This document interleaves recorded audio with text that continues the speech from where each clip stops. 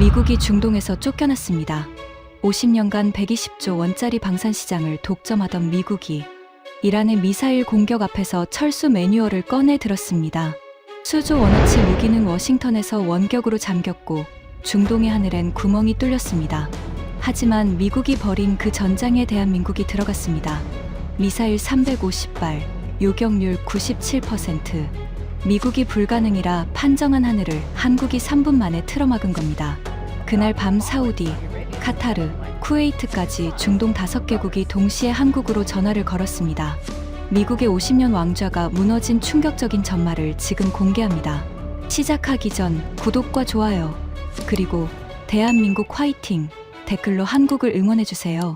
저는 브라이언 콜먼이라고 합니다. 25년간 미국 방산업계에서 일한 사람이에요. 펜타곤 미사일 방어국에서 수석 분석관으로 14년을 보냈고 퇴직 후에는 로키드 마틴 중동 컨설턴트로 일하고 있었습니다. 아니, 일하고 있었죠. 지금은 상황이 좀 달라졌습니다. 제 업무는 간단했어요. 중동 국가들에게 미국 무기를 파는 겁니다. 패트리어트, 사드, 이지스. 이름만 들어도 고개가 끄덕여지는 무기들이었죠. 제가 프레젠테이션을 시작하면 중동 장성들의 눈이 반짝거렸습니다. 미국의 방패 아래 들어간다는 건 세계 최강의 보험에 가입하는 것과 같았으니까요. 25년간 저는 그 사실을 의심한 적이 단 한 번도 없었습니다. 중동 방산 시장은 미국의 텃밭이었어요. 연간 120조 원 규모의 이 시장에서 미국의 점유율은 68%에 달했습니다. 나머지 32%를 러시아, 프랑스, 영국이 나눠 가졌고 한국 같은 나라는 통계에 이름조차 올리지 못했어요. 당연한 거라고 생각했습니다. 미국은 실전에서 검증된 무기를 가지고 있었어요. 걸프전에서 패트리어트가 이라크 스커드를 요격하는 장면은 CNN을 통해 전 세계에 생중계됐습니다. 그 한 장면이 50년치 마케팅보다 강력했어요. 실전이라는 두 글자 앞에서 모든 경쟁사의 스펙시트는 종이 쪼가리에 불과했습니다. 그래서 한국이 중동 방산 시장에 뛰어들겠다는 소식을 들었을 때 저는 웃었어요. 솔직히 말하면 코웃음이었습니다. 한국산 방공 미사일이라니. 천궁이라는 이름조차 처음 들었어요. 당시 제 상사였던 더글러스 하트는 저보다 더 노골적이었습니다. 로키드 마틴 중동지사 부사장이었던 그는 천궁이라는 단어가 나올 때마다 입꼬리를 올리며 한마디를 던졌어요. 한국산 미사일. 자동차나 잘 만들지. 미사일은 가전제품이 아니라고. 더글러스는 프린스턴 출신의 미 공군 대령 출신이었습니다. 키가 190cm에 달했고 악수할 때 상대방의 손을 으스러뜨리는 걸 즐기는 사람이었어요.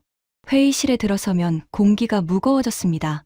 그가 웃을 때도 주변 사람들은 긴장했어요. 그 웃음이 칭찬인지 조롱인지 구분이 안 됐으니까요. 대부분은 조롱이었습니다. 더글러스에게 무기 판매는 국가 안보가 아니라 비즈니스였어요. 그는 패트리어트 한 포대를 팔 때마다 계약 금액의 0.8%를 커미션으로 받았습니다. 포대 하나에 1조 2천억 원이니까 건당 96억 원이에요. 중동에 패트리어트를 3포대 팔면 웬만한 맨해튼 펜트하우스를 현금으로 살 수 있었습니다. 그는 실제로 그렇게 했어요. 저도 다르지 않았습니다. 제 커미션은 더글러스보다 적었지만 충분히 좋은 삶을 살고 있었어요. 워싱턴 근교 맥클레인에 집이 있었고 아이 둘은 사립학교에 다니고 있었습니다. 미국 무기가 세계 최고라는 믿음은 제 직업이자 신앙이었어요. 그 신앙이 무너지기 시작한 건 제가 아부다비에 도착한 날이었습니다. 아부다비 공항에 내렸을 때 기온은 47도였어요. 비행기 문이 열리는 순간 뜨거운 공기가 벽처럼 밀려들었습니다. 숨을 쉬는 게 아니라 열기를 삼키는 느낌이었어요. 더글러스가 앞장서서 VIP 통로로 걸어갔습니다. 양복은 한 치의 주름도 없었어요. 47도 사막에서도 저 인간은 땀 한 방울 흘리지 않았습니다. 가끔 더글러스가 사람이 아니라 기계라는 생각이 들 때가 있었어요. 이번 출장의 목적은 간단했습니다. UAE 방공군에 패트리어트 추가 포대를 판매하는 거였어요. 계약 규모는 3조 8천억 원. 성사되면 더글러스의 올해 커미션만 304억 원이었습니다. 하지만 아부다비에 도착하자마자 뭔가 이상했어요. 평소라면 공항에 UAE 국방부 의전팀이 나와 있어야 했습니다. 검은 SUV 행렬과 호위 차량, 그리고 환한 미소의 연락관이요. 그런데 이번에는 아무도 없었어요. 더글러스의 미간이 좁아졌습니다. 전화기를 꺼내 UAE 국방부 담당자에게 전화를 걸었어요. 3번 만에 연결됐습니다. 통화는 짧았어요. 더글러스가 전화를 끊은 뒤 한마디를 뱉었습니다. 일정이 밀렸대. 이틀 뒤로. 일정이 밀린 적은 한 번도 없었어요. 미국 로키드 마틴의 부사장이 직접 왔는데 이틀을 기다리라니요. 중동에서 미국 방산 기업은 왕이었습니다. 일정을 미루는 건 왕에게 문을 닫는 것과 같았어요. 호텔로 이동하는 차 안에서 태블릿을 켰습니다. 최근 중동 방산 동향 보고서를 훑었어요. 그때 눈에 걸린 문장이 있었습니다. UAE 방공군 사령부, 한국방위사업청과 기술시연 일정 협의 중. 한국이라는 단어에 눈이 멈췄어요. 고개를 돌려 더글러스에게 보여줬습니다. 더글러스가 화면을 슬쩍 보더니 코를 훌쩍였어요. 한국, 아마 동남아용, 저가형 수출 실적 만들려고 시연이라도 하려나 보지. 신경 쓸 필요 없어. 더글러스의 목소리에는 여유가 묻어 있었습니다. 저도 그 여유에 기대어 태블릿을 닫았어요. 지금 생각하면 그때 좀 더 깊이 읽었어야 했습니다. 이틀간 호텔에 갇혀있는 동안 이상한 소식들이 계속 들려왔어요. UAE 방공군이 미국산 패트리어트 시스템의 유지 보수 비용에 불만을 표시했다는 현지 기사가 올라왔습니다. 연간 유지 보수비만 8천억 원이었어요. 패트리어트 포대를 살 때는 그 금액이 작아 보이지만 매년 8천억 원이 빠져나가면 어떤 부자 나라도 눈살을 찌푸릴 수밖에 없습니다. 하지만 그건 시작에 불과했어요. 진짜 문제는 더 깊은 곳에 있었습니다. 패트리어트 시스템에는 미국 국방부가 원격으로 접근할 수 있는 백도어가 설치되어 있었어요. 공식적으로는 소프트웨어 업데이트와 보안 패치를 위한 것이었습니다. 하지만 실제로는 미국이 원하면 언제든 시스템을 잠글 수 있다는 뜻이었어요. 구매국이 수조 원을 주고 산 무기를 미국이 열쇠를 쥐고 있는 겁니다. 이건 업계에서 공공연한 비밀이었어요. 더글러스는 이걸 무기의 보험장치라고 불렀습니다. 아무도 그게 실제로 작동하는 걸 본 적은 없었어요. 적어도 그때까지는요. 사흘째 되던 날 아침, 더글러스의 전화가 울렸습니다. UAE 국방부가 아니었어요. 워싱턴 본사였습니다. 더글러스가 전화를 받고 나서 처음으로 표정이 바뀌었어요. 그 얼굴을 14년간 봐왔지만 그런 표정은 처음이었습니다. 입술이 일자로 굳어 있었고 눈동자가 미세하게 흔들리고 있었어요. 이란이 움직였대. 더글러스가 전화를 끊으며 말했습니다. 미사일과 자폭 드론 수백 기가 이란 해안에서 발사 준비 태세에 들어갔다는 거였어요. 목표는 아부다비와 두바이. 걸프전 이후 최대 규모의 위협이었습니다. 호텔 방에서 뉴스를 켰어요. 아직 속보는 나오지 않았지만 페르시아만의 군사 긴장이 최고조라는 분석이 흘러나오고 있었습니다. 더글러스가 양복을 여미며 일어섰어요. 기회야, 브라이언. 이란이 쏘면 패트리어트가 막아. 실전 시연이 저절로 되는 거지. 추가 포대 계약은 떼놓은 당상이야. 더글러스의 눈이 반짝거렸습니다. 전쟁의 위기를 비즈니스 기회로 보는 눈이었어요. 14년간 그 눈을 봐왔지만 그날따라 유독 차가워 보였습니다. 그런데 더글러스가 몰랐던 게 있었어요. 아니, 알면서 무시한 게 있었습니다. 패트리어트 시스템의 사막 환경 적응 문제요. 저는 펜타곤 시절 그 보고서를 직접 작성한 사람이었습니다. 사막의 극단적인 지열 변화가 패트리어트 레이더에 심각한 노이즈를 발생시킨다는 내용이었어요. 낮에 55도까지 올라간 모래가 밤에 급격히 식으면서 뿜어내는 열적 외선이 레이더 센서를 교란시키는 거였습니다. 패트리어트는 이 노이즈를 적 미사일로 오인할 수 있었어요. 그 보고서를 더글러스에게 보여준 적이 있었습니다. 더글러스는 보고서를 읽지도 않고 서랍에 넣으며 말했어요. 이거 올라가면 계약 날아가. 묻어. 저는 묻었습니다. 25년간의 습관이었어요. 상사가 묻으라면 묻는 거였습니다. 그게 미국 방산업계의 룰이었어요. 하지만 그 보고서가 서랍 속에서 잠들어 있는 동안 사막의 모래는 잠들지 않았습니다. 이란이 쏘아 올린 건 새벽 3시였습니다. 호텔 창문이 진동했어요. 멀리서 사이렌이 울리기 시작했습니다. 더글러스가 제 방 문을 두드렸어요. 양복을 완벽하게 차려입고 있었습니다. 새벽 3시예요. 잠을 자고 있었던 게 아니었어요. 이 인간은 기다리고 있었던 겁니다. UAE 방공사령부로 가는 차 안에서 상황을 파악했습니다. 이란이 페르시아만 해안에서 자폭 드론 350기 이상을 발사했어요. 동시에 중거리 탄도 미사일 28발이 아부다비를 향해 날아오고 있었습니다. 전례 없는 규모였어요. 방공사령부 지하 벙커에 도착했을 때 안은 이미 난리가 나 있었습니다. 레이더 화면에 붉은 점이 수백 개 찍혀 있었어요. 경보음이 3단계로 울리고 있었고 장교들이 전화기를 붙잡고 소리를 지르고 있었습니다. 패트리어트 운용팀이 콘솔 앞에 앉아 있었어요. 미군 파견 기술팀장 제임스 워커가 화면을 보며 고개를 저었습니다. 노이즈가 너무 심합니다. 진짜 표적 식별이 불가능해요. 제가 14년 전에 작성한 바로 그 보고서의 내용이었습니다. 사막 지열이 만들어내는 허위 신호가 레이더 화면을 뒤덮고 있었어요. 붉은 점 수백 개 중에 진짜 미사일이 몇 개인지, 어느 것이 모래가 만든 허상인지 구분할 수 없었습니다. 더글러스가 콘솔 뒤에 서서 팔짱을 끼고 있었어요. 표정이 처음으로 굳어 있었습니다. 하지만 그 긴장은 전쟁 때문이 아니었어요. 계약 때문이었습니다. 패트리어트가 실전에서 무력한 모습을 보이면 3조 8천억 원짜리 추가 계약이 날아가는 거였으니까요. 라시드 알 마크툼 방공여 단장이 콘솔 앞에 섰습니다. UAE 방공군의 현장 지휘관이었어요. 영국 샌더스트 출신의 미국 포트실 포병학교를 수석 졸업한 엘리트였습니다. 15년간 패트리어트를 운용해 온 사람이에요. 라시드가 제임스에게 소리쳤어요. 수동 요격 전환하겠습니다. 가용 미사일로 외곽부터 방어합니다. 제임스가 고개를 저었어요. 불가합니다, 여단장님. 잔여 요격탄이 12% 미만입니다. 미 국방부 매뉴얼 32조에 따라 VIP 방어 구역 외 지역의 방어 자산은 회수해야 합니다. 라시드의 얼굴이 불그락푸르락해졌어요. 회수라니. 외곽의 민간인이 5만 명입니다. 난민 캠프 의료시설도 있어요. 제임스는 바인더를 펼쳐 라시드 앞에 들이밀었습니다. 미 국방부 긴급 철수 매뉴얼이었어요. 활자가 빼곡했습니다. 라시드가 그 바인더를 바닥에 내동댕이 쳤어요. 종이가 흩어졌습니다. 하지만 제임스는 눈 하나 깜짝하지 않았어요. 이미 노트북을 접고 있었습니다. 저는 벙커 구석에서 그 장면을 보고 있었어요. 심장이 조여왔습니다. 더글러스가 제 옆으로 왔어요. 낮은 목소리로 속삭였습니다. 제임스한테 시스템 락다운 걸라고 해. 패트리어트 데이터 유출되면 안 돼. 저는 귀를 의심했어요. 락다운이요? 지금 미사일이 날아오고 있는데 시스템을 잠그라고요? 더글러스가 제 어깨를 움켜쥐었습니다.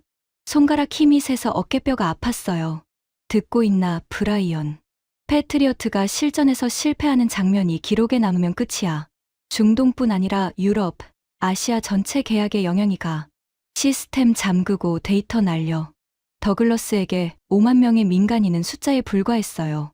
계약서에 적힌 금액보다 가벼운 숫자. 그게 더글러스 하트라는 사람이었습니다. 제임스가 콘솔의 투명 커버를 닫았어요.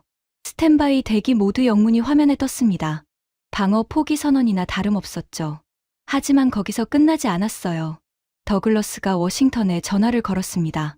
5분 뒤 패트리어트 시스템 전체가 원격으로 락다운 됐어요. 접근 권한 없음이라는 문구가 모든 콘솔에 떴습니다.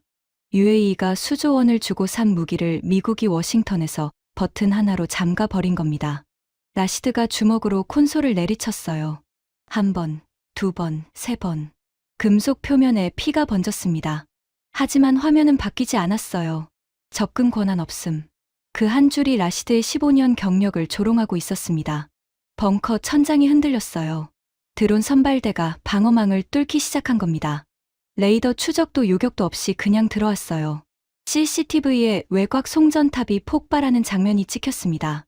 대규모 정전이었어요. 벙커 조명이 꺼지고 비상 발전기가 작동하며 붉은 비상등만 켜졌습니다. 라시드가 무전기를 잡았어요. 다급한 목소리로 어딘가에 연락하고 있었습니다.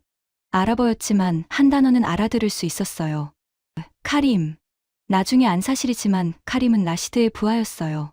아부다비 외곽 난민 캠프 방공 초소의 말단 레이더 기술병이었습니다. 그리고 그 난민 캠프 의료시설에는 카림의 여동생 야스민이 있었어요.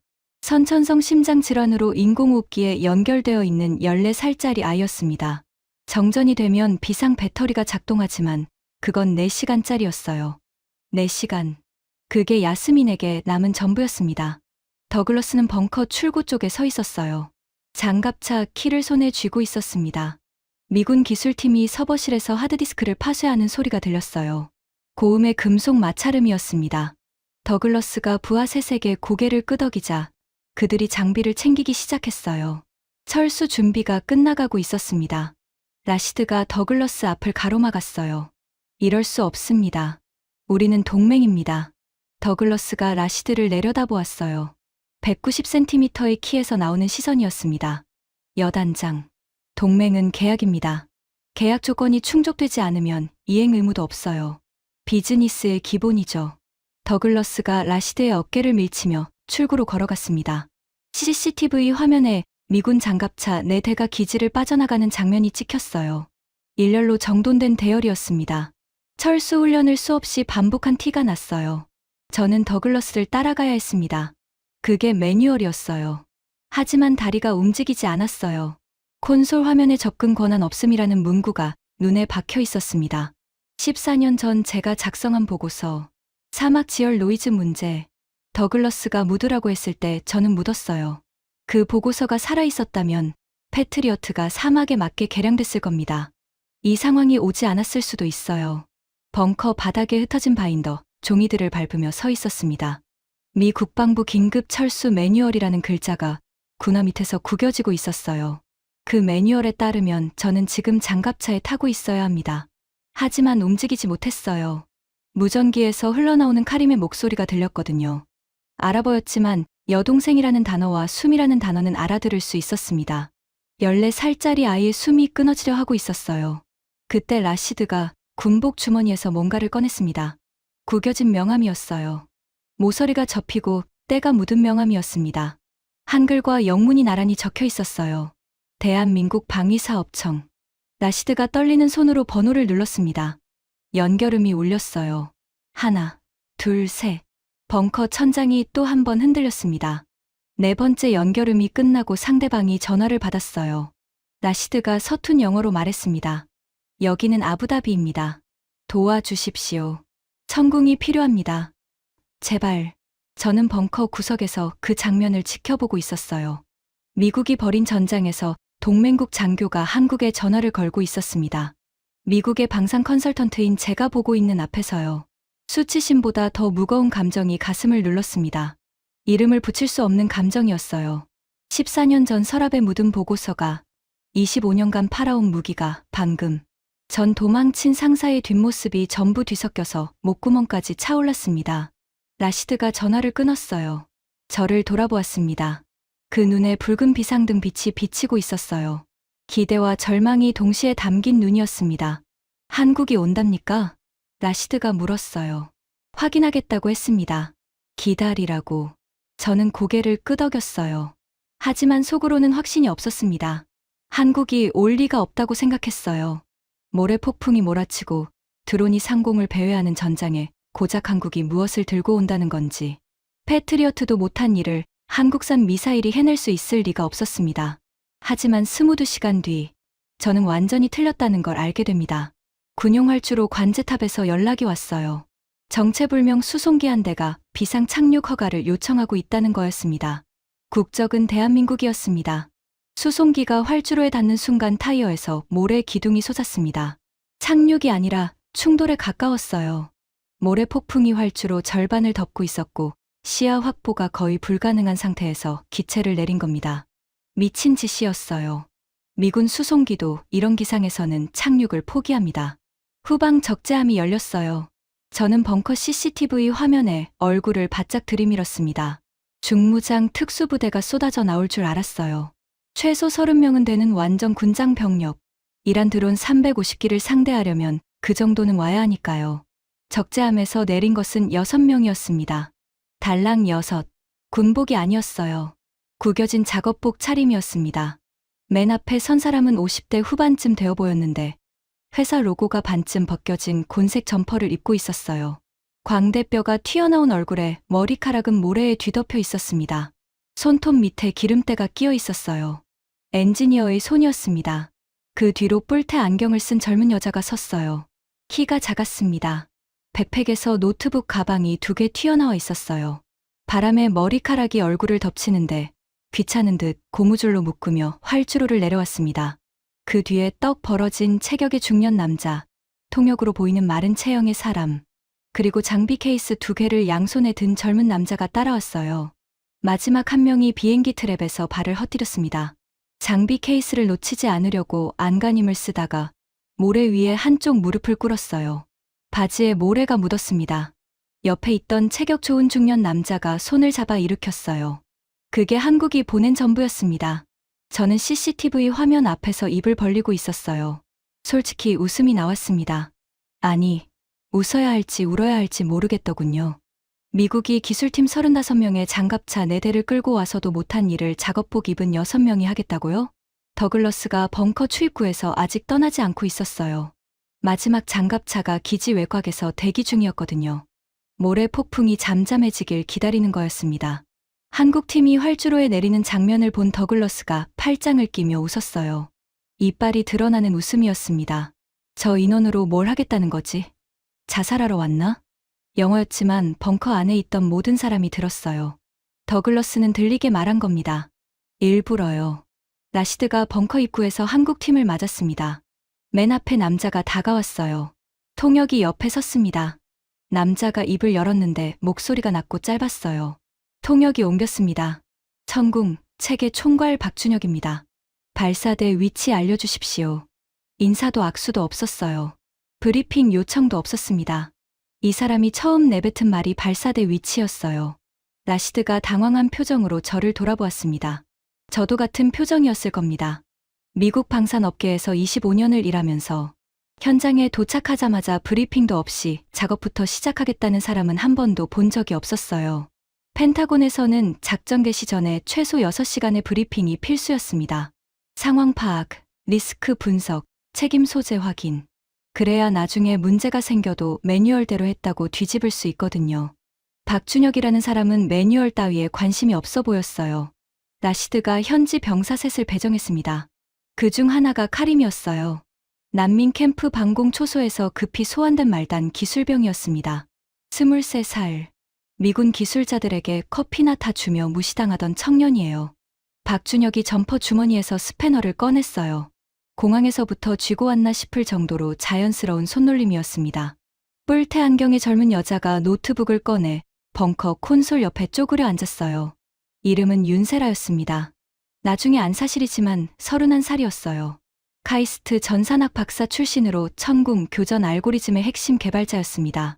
윤세라가 구형 노트북을 천궁 레이더 서버 포트에 꽂았어요. 자판을 두드리기 시작했는데 그 속도가 비현실적이었습니다. 벙커 안에서 유일하게 살아있는 소리가 그 자판 소리였어요. 더글러스가 출구 앞에서 그 장면을 보고 있었습니다. 코웃음을 치며 한마디를 던졌어요. 노트북 하나로 방공망을 세우겠다. 이건 대학 실험실이 아니라 전쟁터야.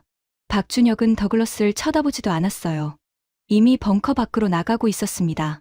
발사대 방향이었어요. 모래 폭풍이 불고 있었고 기온은 44도를 넘기고 있었습니다. 방독 마스크도 쓰지 않았어요. 저는 두 사람을 번갈아 봤습니다.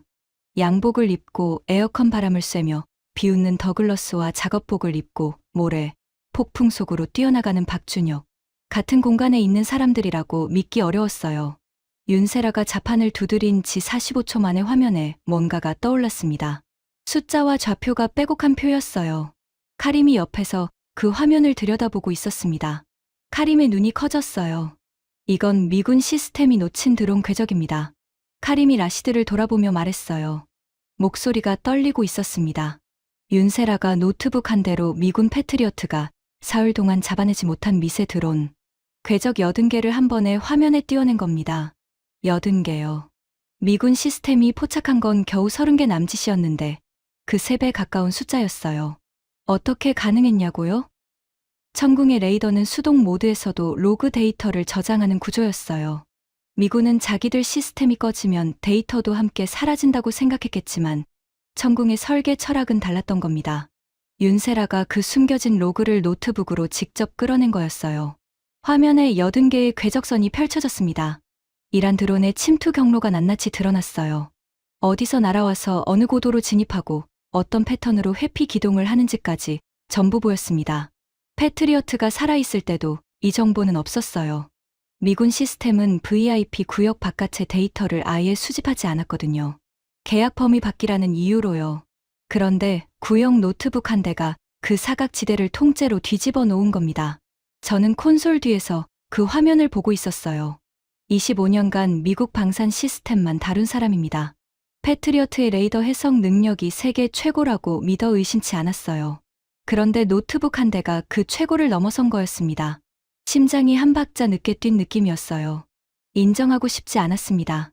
하지만 화면에 찍힌 80개의 궤적선은 거짓말을 하지 않았어요. 더글러스가 출구 앞에서 그 화면을 봤습니다. 걸음이 멈췄어요. 태블릿을 꺼내 뭔가를 확인하더니 고개를 저었습니다. 하지만 아까처럼 코웃음을 치지는 않았어요. 입을 꾹 다물고 장갑차 쪽으로 돌아섰습니다. 발걸음이 빨라져 있었어요. 그때 윤세라가 손을 멈추고 화면을 노려봤습니다. 안경을 벗고 눈을 비벼요. 문제가 생긴 거였어요. 천국 레이더를 본격 가동한 지 1시간도 되지 않아 화면이 하얗게 뒤덮였습니다. 허위 경보였어요. 400개가 넘었습니다. 사막 지열을 적기로 오인한 레이더가 미친 듯이 경보를 쏟아낸 거예요. 낮 동안 50도 가까이 달궈진 모래가 밤이 되면서 뿜어내는 열적 외선이 레이더 센서를 완전히 교란시켰어요. 패트리어트도 이 노이즈 때문에 실패한 거였습니다. 미군은 25년 넘게 중동에 주둔하면서도 이 문제를 해결하지 못했어요. 솔직히 저는 속으로 생각했습니다. 봐라, 역시 안 되잖아. 방금 도착한 한국 시스템이 25년짜리 문제를 해결할 리가 없다고요. 윤세라가 30분째 자판을 두드리다 처음으로 손을 멈췄어요. 한국에서 가져온 기본 알고리즘은 한반도 온대 기후에 맞춰져 있었습니다. 사막의 극단적인 열 변화는 설계 단계에서 상정하지 않은 변수였던 겁니다. 노트북 화면에 400개의 붉은 점이 깜박이고 있었지만 그중 진짜 위협이 몇 개인지 아무도 알 수 없었어요. 그때 카림이 윤세라에게 다가갔어요. 손에 낡은 수첩을 들고 있었습니다. 연필로 빼곡하게 적은 숫자와 그래프가 가득했어요. 통역을 거쳐 카림이 말했습니다. 2년간 야간 레이더 노이즈 패턴을 기록했습니다. 시간대별 지열 변화와 허위 신호의 상관관계입니다. 윤세라가 수첩을 받아들었어요. 한 장 한 장 넘기는 손이 느려졌습니다. 통역을 거치지 않아도 숫자는 읽을 수 있었을 거예요. 마지막 페이지를 넘긴 윤세라가 고개를 들어 카림을 봤습니다. 천재네요. 통역이 아랍어로 옮겼어요. 카림의 눈시울이 붉어졌습니다. 이 벙커에서 2년간 일하면서 누구에게도 듣지 못한 말이었을 거예요. 미군 기술자들은 카림을 커피 심부름꾼으로밖에 보지 않았거든요. 윤세라가 카림의 수기 데이터를 천궁, 교전 알고리즘에 이식하기 시작했어요. 첨단 계측기가 아니라 연필로 적은 숫자가 수천억 원짜리 시스템의 사각지대를 메우고 있었습니다.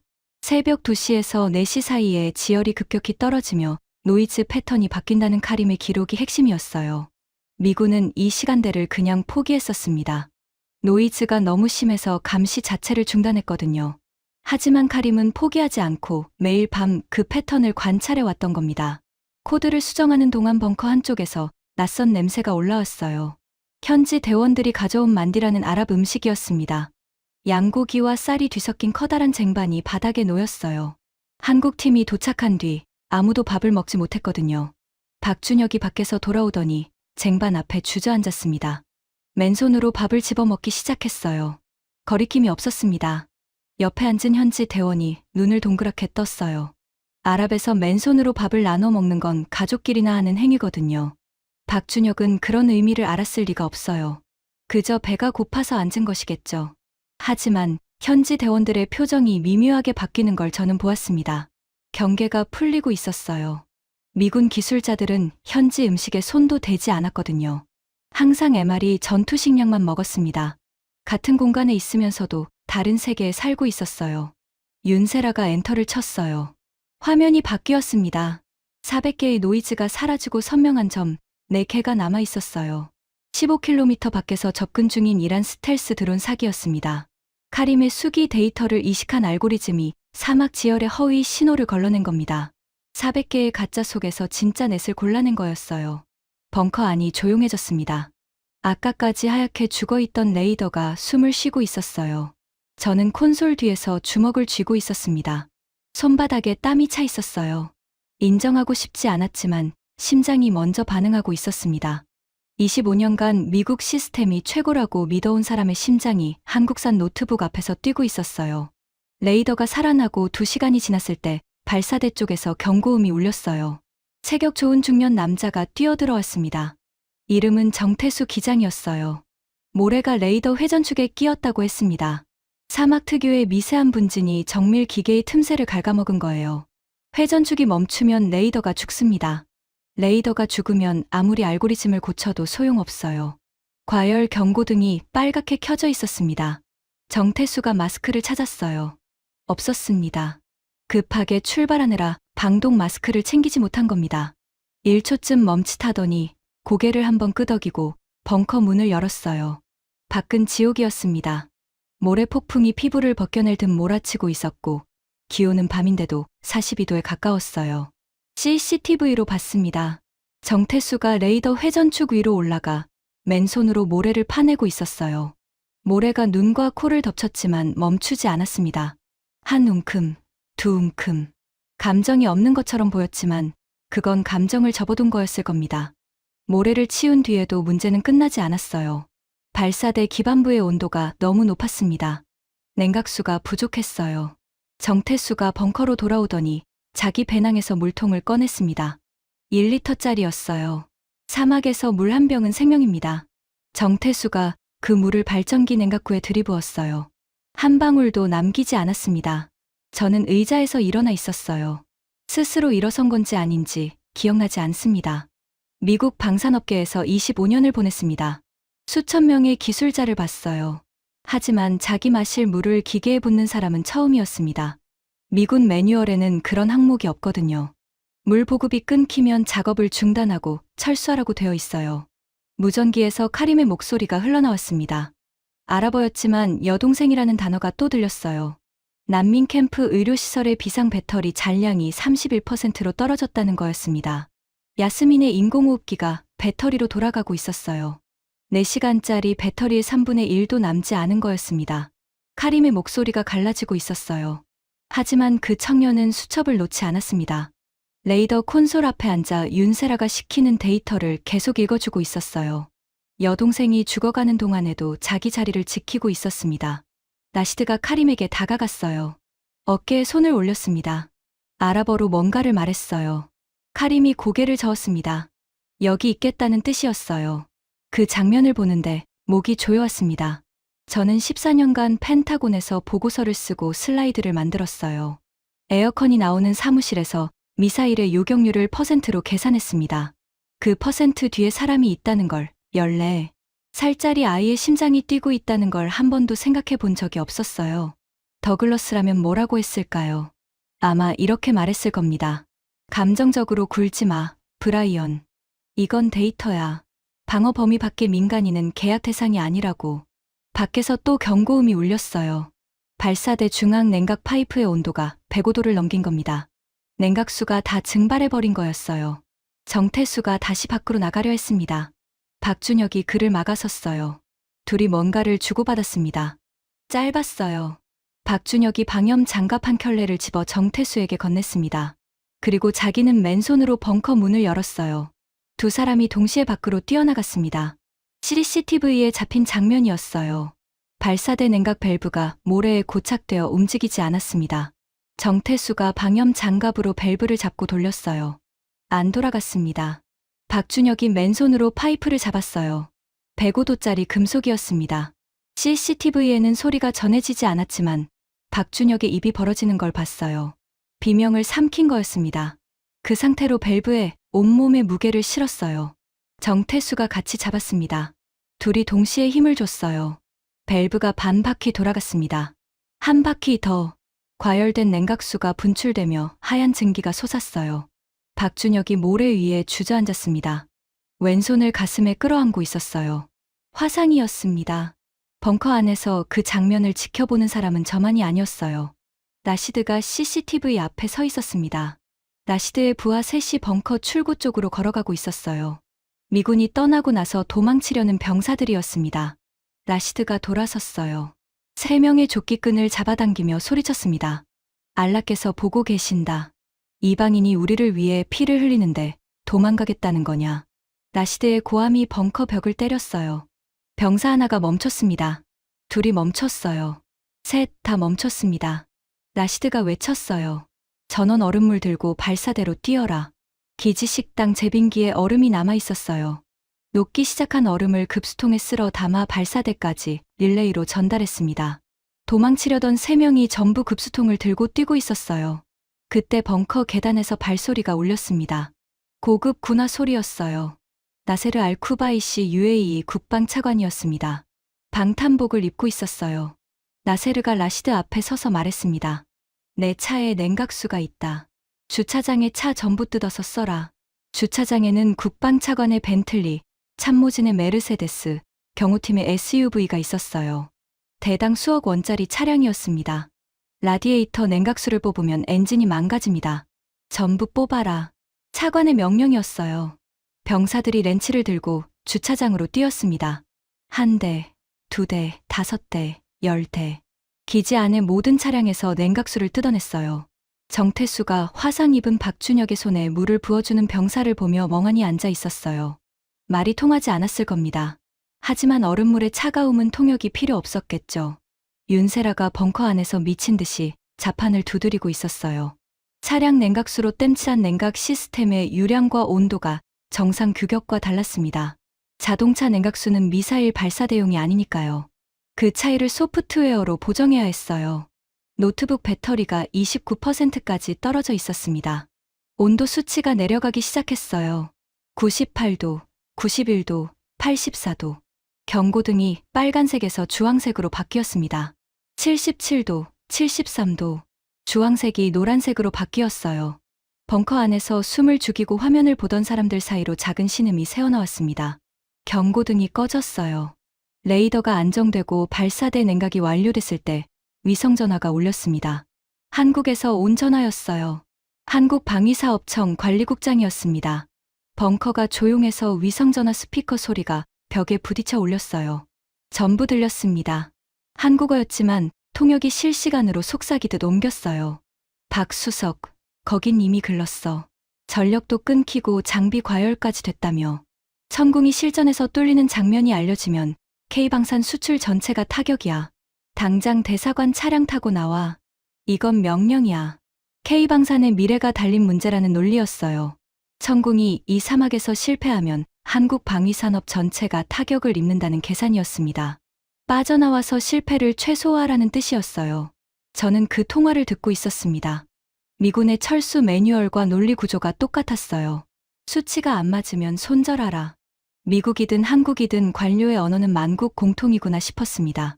박준혁이 위성전화를 귀에 대고 서 있었어요. 대답하지 않았습니다. 화상 입은 왼손에 현지 병사가 감아준 붕대가 빨갛게 베어 있었어요. 관리국장의 목소리가 이어졌습니다. 1시간이야. 1시간 안에 대사관 장갑차가 도착한다. 전원 탑승해. 박준혁이 화상 입은 손으로 위성전화를 쥐고 있었어요. 표정이 읽히지 않았습니다. 화도 슬픔도 아닌 뭔가를 결정한 사람의 얼굴이었어요. 통역을 통해 박준혁이 한마디를 했습니다. 기계는 포기해도 사람은 포기 못합니다. 12글자였어요. 하지만 벙커 안의 공기가 바뀌었습니다. 박준혁이 위성전화 뒷면을 열었어요. 배터리를 빼내더니 바닥에 놓았습니다. 군화로 밟았어요. 2번. 배터리 케이스가 갈라지며 기판이 드러났습니다. 한 번 더 밟자 완전히 부서졌어요. 명령을 받을 수단을 스스로 없앤 겁니다. 벙커 안의 모든 시선이 박준혁의 발끝에 꽂혀 있었어요. 부서진 배터리 조각이 바닥에 흩어졌습니다. 박준혁이 벙커 출입문으로 걸어가 잠금 레버를 돌렸어요. 철컹. 문이 내부에서 강제 폐쇄됐습니다. 밖에서는 열 수 없어요. 박준혁이 돌아서며 한국팀 전원을 봤어요. 한마디를 했습니다. 우리가 만든 무기는 우리가 증명한다. 저는 벙커 구석에 서 있었습니다. 미국인이에요. 방금 전 미국이 도망쳤고 지금 한국이 문을 잠그고 남았습니다. 같은 전장에서 두 나라의 선택이 이렇게 갈리는 걸 눈앞에서 목격하고 있었어요. 그때 더글러스의 목소리가 벙커 안에 울렸습니다. 아직 떠나지 못한 거였어요. 마지막 장갑차가 모래 폭풍 때문에 접근하지 못하고 있었거든요. 벙커 문이 잠겼으니 더글러스도 갇힌 겁니다. 더글러스가 문 쪽으로 뛰었어요. 잠금 레버를 잡아당겼지만 꿈쩍도 안 했습니다. 박준혁을 돌아보며 소리쳤어요. 미쳤어. 문 열어. 여기 있으면 전부 죽는다고. 박준혁은 대답하지 않았어요. 이미 윤세라 옆에 쪼그려 앉아 노트북 화면을 들여다보고 있었습니다. 더글러스의 존재가 시야에 없는 것처럼 보였어요. 더글러스가 제게로 왔습니다. 어깨를 잡았어요. 아까처럼 세게요. 브라이언, 저 미친 놈한테 문 열라고 해. 한국어 할 줄 모르잖아. 통역한테라도 말해. 저는 더글러스의 손을 내려다 봤어요. 25년간 그 손이 시키는 대로 살았습니다. 보고서를 묻으라면 묻었고 시스템을 잠그라면 잠갔어요. 하지만 그 순간 카림의 무전기에서 흘러나오는 야스민의 숨소리가 들렸습니다. 가늘고 불규칙한 호흡이었어요. 더글러스의 손을 떼어냈습니다. 그건 제가 처음으로 더글러스에게 한 거부였어요. 25년 만에요. 더글러스의 얼굴이 일그러졌습니다. 그 표정을 본 적이 없었어요. 분노가 아니었습니다. 공포였어요. 자기 말이 안 먹히는 상황에 대한 공포. 190cm의 거구가 벙커 구석으로 물러났습니다. 벽에 등을 기대고 주저앉았어요. 양복 바지에 콘크리트 가루가 묻었습니다. 처음으로 더글러스가 작아 보였어요. 벙커 전체가 암전된 건 그 직후였습니다. 비상등마저 꺼졌어요. 완벽한 어둠이었습니다. 5초, 7초, 10초. 아무것도 보이지 않았어요.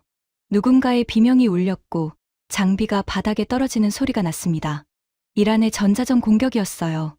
강력한 교란 전파가 벙커의 전력 계통을 통째로 마비시킨 겁니다. 비상 발전기까지 먹통이 됐어요. 10초 뒤 보조 배터리가 작동하며 비상등이 다시 켜졌지만 메인 전력은 완전히 죽어 있었습니다. 천궁 시스템도 강제 절전 모드로 전환됐어요. 레이더가 멈춘 거였습니다. 윤세라가 노트북을 뒤집었어요. 본체 배터리로 전환한 겁니다. 화면은 켜졌지만 레이더 연결은 끊겨 있었어요. 배터리 잔량 23%. 윤세라가 안경을 벗고 눈을 감았어요. 3초쯤이었습니다. 다시 눈을 뜨고 자판을 두드리기 시작했어요. 메인 전력 없이 서버를 깨우는 우회 경로를 즉석에서 만들어내는 거였습니다. 설계도에 없는 방법이었어요. 배터리가 19%를 찍었을 때 화면에 초록색 커서가 깜박였습니다. 천궁 서버가 절전 모드에서 빠져나왔어요. 레이더 콘솔에 불이 들어왔습니다. 하지만 윤세라의 표정은 밝지 않았어요. 발사대 중앙 쿨러가 멈춘 거였습니다. 시스템 온도가 다시 108도를 넘겼어요. 레이더가 살아나도 미사일을 쏘지 못하면 아무 소용이 없었습니다. 카림이 무전기를 잡았어요. 발사대 쪽 현지 병사들에게 상황을 전달했습니다. 정태수가 이미 밖에 있었어요. 아까 얼음물을 가져갔던 병사들이 남은 냉각수를 끌어다 파이프에 연결하고 있었습니다. 그때 레이더 화면이 먼저 감지했어요. 동쪽 해상에서 다수의 발사 여론이 동시에 포착됐습니다. 카림이 숫자를 읽었어요. 350기입니다. 벙커 안의 공기가 얼어붙었습니다. 이란이 역대 최대 규모의 드론과 미사일을 동시에 쏘아 올린 겁니다. 자폭 드론 310기와 탄도 미사일 40발이 편대를 이루어 페르시아만을 넘어오고 있었어요. 카림의 무전기에서 난민 캠프의 비상 통신이 들려왔습니다. 야스민의 인공호흡기 배터리 잔량이 9%로 떨어졌다는 거였어요. 1시간도 남지 않았습니다. 카림의 손이 떨렸어요. 하지만 수첩을 놓지 않았습니다. 레이더 화면에서 눈을 떼지 않았어요. 온도 수치가 내려가기 시작했습니다. 병사들이 가져온 냉각수가 작동한 거였어요. 87도, 82도, 76도. 경고등이 꺼졌습니다. 레이더 화면에 350개의 붉은 점이 전부 떠올랐어요. 그리고 그 점 하나하나 옆에 초록색 테두리가 생겼습니다. 조준 완료. 박준혁이 발사대 콘솔 앞에 섰어요. 350개의 표적에 초록 테두리가 붙어 있었습니다. 하지만 버튼에 손을 대지 않았어요. 윤세라에게 뭔가를 물었습니다. 윤세라가 고개를 저었어요. 박준혁이 다시 말했습니다. 윤세라가 또 고개를 저었어요. 세 번째로 박준혁이 천장을 가리켰습니다. 통역이 제게 속삭였어요. 사막 열 상승 기류를 이용해서 35발을 동시에 쏘겠답니다. 뭐라고요? 35발 동시 발사. 세계 어떤 방공 체계도 그런 전술을 쓰지 않습니다. 미사일끼리 궤적이 간섭하면 공중에서 충돌할 수 있거든요. 미친 짓이었어요. 하지만 박준혁이 가리킨 건 천장이 아니라 하늘이었습니다. 사막 지표면과 상층 대기 사이에서 발생하는 강력한 열상승 기류. 미사일이 올라가면서 그 기류를 타면 궤적 간 간격이 벌어진다는 계산이었어요. 패트리어트가 25년 동안 골칫거리로 여기던 사막의 열 변수를 무기로 뒤집으려 하고 있었습니다. 윤세라가 네 번째 고개를 끄덕였어요. 발사 시퀀스를 35발 동시로 재설정하는 코드를 입력하기 시작했습니다. 노트북 배터리가 11%를 가리키고 있었어요. 시간과 배터리를 동시에 쫓고 있었습니다. 윤세라가 마지막 엔터를 쳤을 때 배터리는 7%였어요. 박준혁이 콘솔 앞에 섰습니다. 투명 안전 커버를 주먹으로 내리쳤어요. 아크릴이 갈라지며 붉은색 발사 버튼이 드러났습니다. 벙커 안의 모든 시선이 박준혁의 손에 꽂혔어요. 라시드, 카림, 나세르 차관, 그리고 벙커 구석의 웅크린 더글러스까지. 전탄 발사. 박준혁의 목소리가 벙커를 울렸어요. 손바닥 전체로 버튼을 강타했습니다. 벙커 전체가 흔들렸어요. 바닥이 아니라 공기가 먼저 떨렸습니다. 발사음이 심장을 두드렸어요. 한 발이 아니었습니다. 동시에 35발이 치솟는 소리였어요. 굉음이 연속으로 이어졌습니다. CCTV를 켰어요. 발사대 12기에서 미사일이 동시에 솟아오르고 있었습니다. 불기둥이 사막 밤하늘을 갈랐어요. 35개의 불기둥이 부채꼴로 퍼져나갔습니다. 사막의 열상승 기류를 타고 궤적이 벌어지며 하늘을 뒤덮었어요. 거대한 손이 하늘을 움켜쥐는 것 같았습니다. 레이더 화면을 봤어요. 350개의 붉은 점을 향해 초록색 요격선이 뻗어나가고 있었습니다. 하나, 붉은 점이 터지며 사라졌어요. 요격 성공 팝업이 떴습니다. 5, 10, 20, 붉은 점이 초록으로 바뀌는 속도가 점점 빨라졌어요. 카림의 수기 데이터를 이식한 알고리즘이 모래 폭풍의 노이즈를 완벽하게 걸러내고 있었습니다.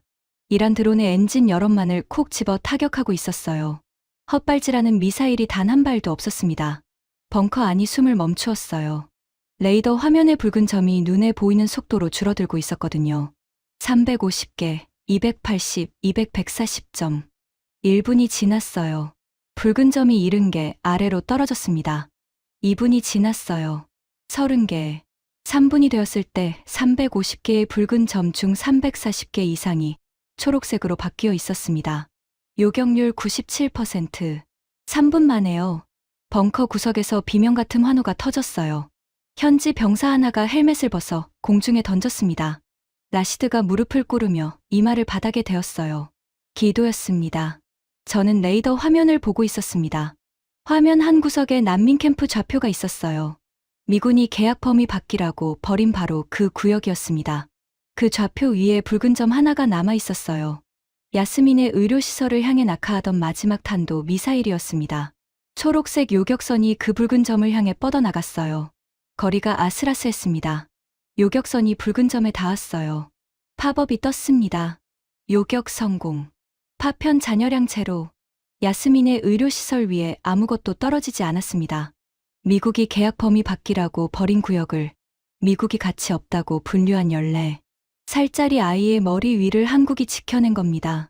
카림이 무전기를 잡았어요. 난민 캠프 의료시설에 연락했습니다.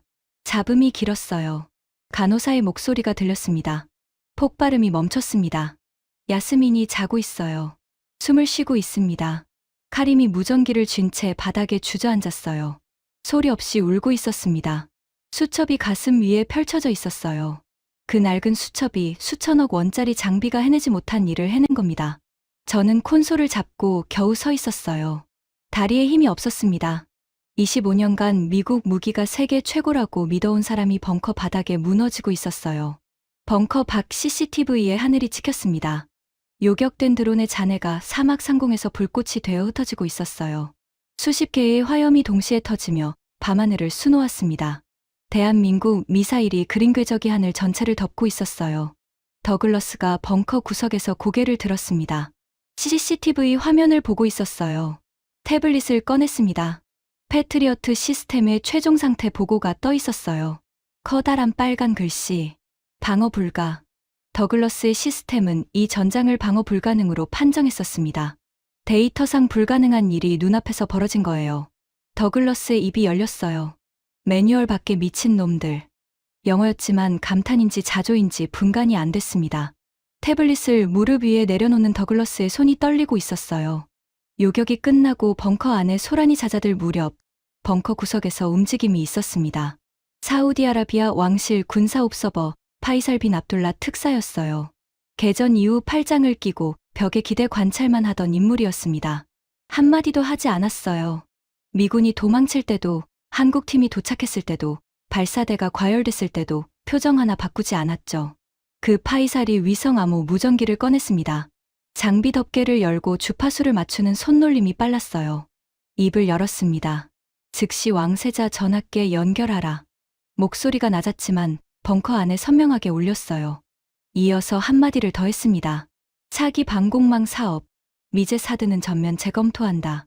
한국의 천궁을 우선 협의 대상으로 올려라. 연결도 되기 전에 결론을 먼저 말한 거였어요. 3분간의 요격이 사우디의 수조 원짜리 방위 사업 한도를 뒤집어 놓은 겁니다. 저는 그 말을 듣고 등줄기가 서늘해졌어요. 사우디는 미국 방산의 최대 고객입니다. 연간 무기 구매액만 45조 원이에요. 그 사우디가 미국 사드를 재검토하겠다는 건 중동 방산 시장의 지각 변동이 시작됐다는 뜻이었습니다. 파이살의 통화가 끝나기도 전에 벙커 통신실에 연락이 쏟아지기 시작했어요. 카타르 국방부, 쿠웨이트 합참, 오만 왕실 군사실. 전부 같은 질문이었습니다. 한국의 천궁, 우리도 도입할 수 있는가? 72시간 안에 5개국에서 동시에 문의가 들어왔어요. 중동 방산 역사상 전례가 없는 일이었습니다. 저는 콘솔 뒤에 서서 그 전화들이 들어오는 걸 지켜보고 있었어요. 한 통, 두 통, 세 통. 전화가 올 때마다 25년간 제가 쌓아온 것이 무너지는 소리가 들렸습니다. 미국이 50년간 독점한 중동 방산 시장의 왕좌가 작업복 입은 6명에 의해 무너지고 있었어요. 더글러스가 벙커 구석에서 일어섰습니다. 양복에 콘크리트 가루가 묻어 있었고 넥타이가 풀려 있었어요. 190cm의 거구가 작아져 보였습니다. 태블릿을 꺼내 워싱턴 본사에 전화를 걸었어요. 손이 떨리고 있었습니다. 연결된 통화 내용이 벙커 안에 흘렸어요. 더글러스의 목소리가 처음으로 갈라졌습니다. 사우디가 사드 재검토를 선언했습니다. 카타르, 쿠웨이트도 한국 쪽으로 움직이고 있어요. 중동 포트폴리오 전체가 위험합니다. 전화기 너머에서 긴 침묵이 흘렀어요. 그리고 짧은 한마디가 들려왔습니다. 어떻게 된 거야, 더글러스. 더글러스가 대답했어요. 처음으로 솔직한 문장이었습니다. 한국이 해냈습니다. 우리가 불가능이라고 판정한 걸 해냈어요. 전화가 끊겼습니다.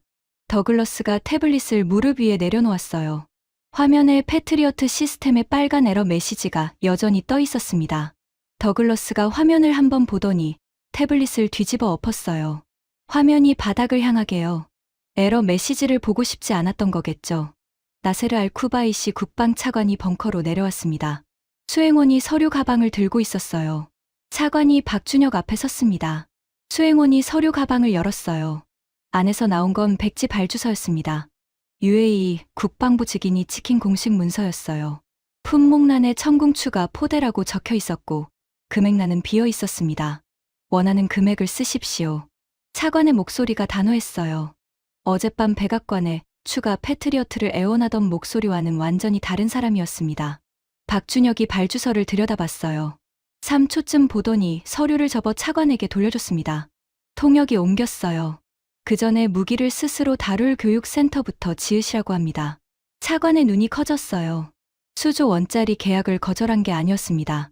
순서를 바꾸라는 거였어요. 무기를 파는 게 먼저가 아니라 무기를 다루는 사람을 기르는 게 먼저라는 뜻이었습니다. 미국은 무기를 팔고 서버 비밀번호를 쥐고 있었어요. 접근 권한 없음. 그 한 줄로 구매국을 무력하게 만들었죠. 박준혁은 그 방식을 거부하고 있었습니다. 저는 그 장면을 보면서 14년간 펜타곤에서 써온 보고서들이 떠올랐어요. 무기 수출 전략 보고서. 핵심은 항상 같았습니다. 기술 종속성을 유지하라. 구매국이 독자 운용 능력을 갖추면 재구매율이 떨어진다. 그래서 매뉴얼의 핵심 부분은 영어로만 제공하고 소프트웨어 업데이트 권한은 미국이 독점했어요. 무기를 팔되 열쇠는 넘기지 않는 것. 그게 미국 방산의 비즈니스 모델이었습니다. 박준혁이라는 사람은 열쇠를 함께 만들자고 한 거였어요. 차관이 고개를 끄덕였습니다. 30분 뒤 벙커 지상층 브리핑실에 UAE 군 장성들과 국방부 관료들이 모였어요. 차관이 단상에 섰습니다. 오늘부로 아랍에미리트 군 방공망의 체계 표준을 대한민국으로 전환한다.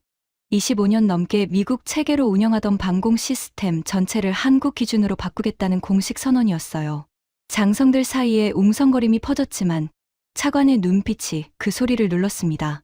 더글러스가 브리핑실 뒷문에서 그 선언을 듣고 있었어요. 문틀에 기대 서 있는 모습이 처음 봤을 때와 달랐습니다. 어깨가 처져 있었어요. 양복 주머니에 손을 넣고 있었는데 주먹을 쥐고 있는 게 보였습니다. 저와 눈이 마주쳤어요. 더글러스가 시선을 피했습니다.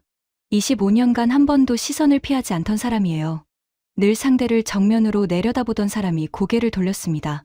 그게 미국 방산 50년 왕좌의 마지막 모습이었어요. 아침이 밝았습니다.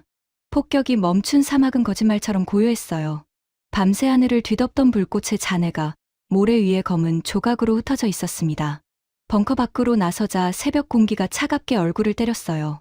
박준혁이 현지 대원들을 모아놓고 교육을 진행하고 있었습니다. 윤세라가 노트북을 펼쳐 한 줄씩 설명했고 통역이 아랍어로 옮겼어요. 사막 환경에서 모래가 어디로 침투하는지, 열 변화에 따라 센서를 어떻게 보정하는지, 냉각 시스템 점검 주기를 며칠로 잡아야 하는지, 전날 밤 목숨을 걸고 터득한 것들을 고스란히 풀어놓고 있었습니다. 카림이 맨 앞줄에 앉아 있었어요. 새 노트를 펼치고 있더군요. 나중에 알았는데 윤세라가 자기 수첩을 찢어서 준 거였어요. 교육이 끝나고 라시드가 제게 다가왔습니다. 콜먼 씨, 부탁이 있습니다. 한 곳만 같이 가시죠. 차를 몰았어요. 박준혁과 카림도 함께였습니다. 목적지는 아부다비 외곽 난민 캠프 의료시설이었어요. 야스민이 있는 곳이요. 캠프에 도착하자 좁은 복도가 보였습니다. 소독약 냄새가 났어요. 어젯밤 미사일이 떨어질 뻔했던 곳이었지만 건물에는 금 하나 가지 않았습니다. 파편 잔여량 제로. 레이더 화면에 떴던 그 문구가 실감났어요. 작은 병실 문을 열자 야스민이 침대에 앉아 있었습니다. 산소 호흡기를 낀 채 뭔가를 그리고 있었어요. 색연필을 쥔 작은 손이 종이 위를 움직이고 있었습니다. 카림이 달려갔어요. 여동생을 끌어안았습니다. 아랍어로 뭔가를 속삭이고 있었어요. 야스민이 오빠의 목을 안으며 웃었습니다. 호흡기 너머로 보이는 웃음이 작았지만 환했어요. 야스민이 그리던 종이를 내밀었습니다. 아이가 그린 건 미사일이었어요. 밤하늘을 가르는 불기둥 여러 개가 그려져 있었습니다. 한쪽 구석에 깃발이 그려져 있었어요. 빨간색과 파란색이 뒤섞인 태극기였습니다. 색이 조금 틀렸어요. 동그라미가 찌그러져 있었고 궤의 위치도 맞지 않았습니다. 하지만 그 그림은 이 사막에서 가장 정확한 태극기였어요. 박준혁이 그림을 받았습니다. 한참 동안 들여다봤어요. 기름때 낀 손가락으로 태극기 부분을 조심스럽게 만졌습니다. 고개를 돌렸는데 그 투박한 얼굴에 물기가 번져 있었어요. 박준혁이 야스민의 머리를 한번 쓸어주었습니다. 야스민이 다시 웃었어요. 저는 병실 문 앞에 서 있었습니다. 들어가지 못했어요. 들어갈 자격이 없다고 느꼈습니다. 미국이 계약 범위 밖이라고 버린 구역이에요. 제가 속한 회사가, 제 상사가, 제가 25년간 팔아온 시스템이 이 아이를 포기하기로 결정했었습니다. 그런데 지금 이 아이가 살아서 웃고 있는 건 한국 때문이에요. 구형 노트북과 자동차 냉각수와 맨손으로 돌린 밸브가 만든 방패가 이 아이의 숨통을 살린 겁니다. 병실에서 나와 복도에 서 있었어요. 벽에 기대 눈을 감았습니다. 25년이 주마등처럼 지나갔어요. 펜타곤에서 보고서를 쓰던 날들, 더글러스에게 묻으라는 말을 듣고 서랍에 넣었던 보고서, 중동 왕실에서 패트리어트를 팔며 악수하던 순간들, 그 모든 게 이 좁은 병실 앞에서 의미를 잃었습니다. 저는 무기를 팔았어요. 박준혁은 사람을 지켰습니다. 같은 전장에 있었지만 완전히 다른 일을 하고 있었어요. 기지로 돌아오자 활주로 옆 공터에 사람들이 모여 있었어요. 착공식이었습니다. 나세르 차관이 직접 지시한 거였어요. K방산 방공기술교육센터. 현판에 한글과 아랍어가 나란히 적혀 있었습니다. 차관이 삽을 들었어요. 박준혁에게도 삽을 건넸습니다. 두 사람이 동시에 사막 모래를 떴어요. 첫 삽이었습니다. 무기를 파는 게 아니라 방패를 함께 세우는 시작이었어요. 착공식이 끝나고 카림이 라시드에게 달려왔어요. 손에 책자를 들고 있었습니다. 한글과 아랍어가 섞인 수제 매뉴얼이었어요. 윤세라가 밤새 만들어서 넘긴 거였습니다. 카림이 말했어요. 제가 교육센터 1기 교관으로 임명됐습니다.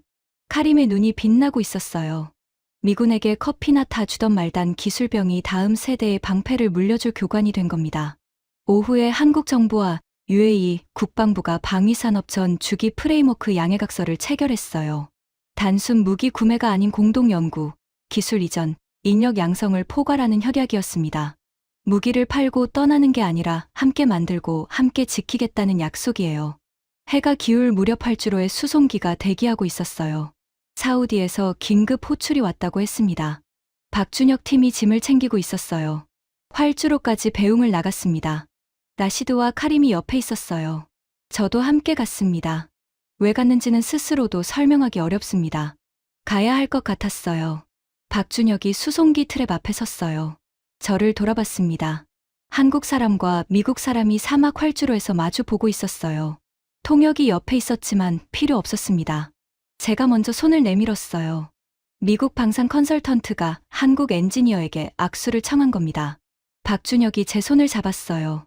기름때와 화상 연고가 묻은 손이었습니다.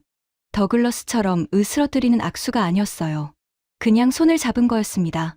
짧고 단단했어요. 박준혁이 거수 경례를 올렸습니다. 투박한 손이 이마 옆에 붙었어요. 라시드도 경례를 올렸습니다. 카림도요. 저는 경례를 올릴 수 없었어요. 미국 민간인이니까요. 대신 고개를 숙였습니다. 깊이요. 수송기가 활주로를 달리기 시작했어요. 모래먼지가 일었습니다. 기체가 떠올랐어요. 사막 하늘로 올라가는 수송기를 바라봤습니다. 어젯밤 천국 미사일이 그렸던 바로 그 하늘이었어요. 수송기가 점이 될 때까지 서 있었습니다. 옆에서 카림의 숨소리가 들렸어요. 울고 있었습니다. 저도 울고 있었어요. 25년 만에 처음이었습니다. 기지를 떠나기 전 기지 입구에서 더글러스의 짐을 실은 차량이 빠져나가는 걸 봤어요. 현지 대원 아무도 배웅하지 않았습니다. 더글러스가 탄 차가 먼지를 일으키며 사라졌어요. 25년간 중동에 무기를 팔고 데이터를 들이밀던 나라의 마지막 장면이 흙먼지였습니다. 워싱턴으로 돌아가는 비행기 안에서 사직서를 썼습니다. 로키드 마틴 중동 컨설턴트 브라이언 콜먼. 25년간의 방산 경력을 내려놓았어요. 이유란에 뭐라고 적었냐고요? 한 줄이었습니다. 무기를 파는 사람이 아니라 사람을 지키는 사람이 되고 싶습니다. 지금 저는 워싱턴에 있지 않습니다. 아부다비 외곽 K방산 방공기술교육센터에서 일하고 있어요. 미국 방산 시스템의 구조적 한계를 가르치는 기술 자문역입니다. 한국이 만든 교육센터에서 미국인이 가르치고 있다는 게 아이러니하죠.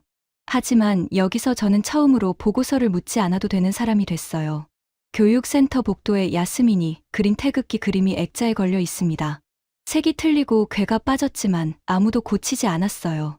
그게 가장 진짜라는 걸 여기 있는 모든 사람이 알고 있거든요. 카림은 지금 교육센터 수석 교관이 됐어요. 23살짜리 말단 기술병이 200명의 차기 방공 요원을 가르치고 있습니다. 카림의 낡은 수첩은 교육센터 현관에 유리 케이스 안에 전시되어 있어요. 연필로 적은 숫자들이 수천억 원짜리 시스템의 사각지대를 메운 증거로요. 가끔 야스민이 교육센터에 놀러 옵니다. 심장 수술을 받고 산소 호흡기를 뗀 지 석달이 됐어요. 복도를 뛰어다니며 교관들에게 그림을 그려줍니다. 태극기가 점점 정확해지고 있어요. 괴의 위치가 맞아가고 있습니다. 저는 그 아이가 뛰어다니는 걸 볼 때마다 생각합니다. 미국이 계약 범위 밖이라고 버린 구역에서 뛰고 있는 저 아이가 25년간 제가 팔아온 모든 무기보다 중요하다는 걸요. 무기의 가치는 스펙시트에 적힌 숫자가 아니었습니다. 요격률 97%가 아니었어요. 진짜 가치는 야스민이 뛰어다닐 수 있는 복도가 존재한다는 것, 카림이 수첩을 펼칠 수 있는 교실이 있다는 것, 사막 위에 태극기가 그려진 그림이 걸려 있다는 것이었습니다. 한국은 무기를 판 게 아니었어요. 사람을 지킨 겁니다. 그리고 그 차이가 120조 원짜리 시장의 주인을 바꿨습니다. 지금까지 미국 방산 컨설턴트가 사막에서 목격한 충격적인 이야기였습니다. 대한민국의 기술력이 더 많은 사람들에게 알려질 수 있도록 이 이야기를 널리 공유해 주세요. 작은 관심이 큰 자부심을 만듭니다. 구독과 좋아요도 부탁드립니다. 지금까지 터칭 스토리였습니다. 감사합니다.